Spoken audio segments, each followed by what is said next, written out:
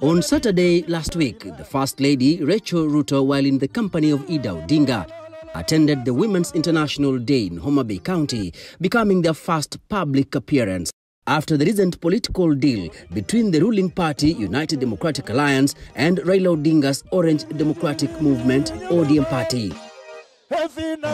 This, according to political analysts, indicates a new relationship that is blossoming based on the ever-changing political dynamics in the country. We have alliance every other season because you never know who was mending fences where. They just don't happen. They are made to happen by somebody. So, and the key person who is the closest person to the president is the First Lady. Ni kama ambaye wanahisi kwa hivi sasa Raila Odinga ameingia kabisa katika ule ushirikiano baina ya yeye na Rais Ruto. Nadhani wafuasi wake wengi bado hawajaridhika. Since President William Ruto took office in 2022, the First Lady has always been forced to seek new alliances, even abandoning her ties with her predecessor Margaret Kenyatta, whom she served with in the presidency for 10 years. Then came a short-lived relationship between Rachael and the immediate former spouse of the Deputy President, Dorcas Rigathi.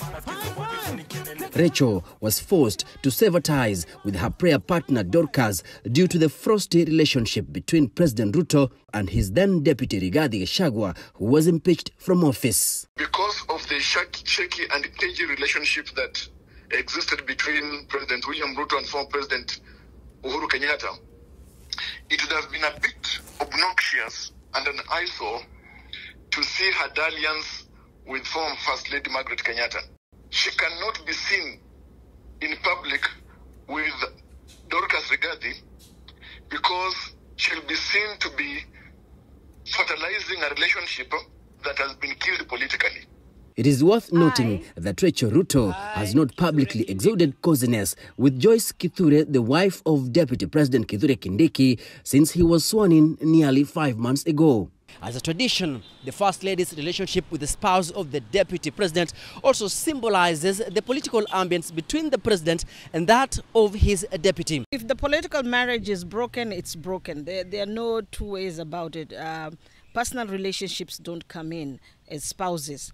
So the First Lady would definitely have to go with the husband, who is the president. Rachael Ruto has always remained tight-lipped on the country's politics, despite pundits seeing her role as key in influencing the president's positions on matters governance and accountability. Mama Rachael, I think she responded to the political environment after the Gen Z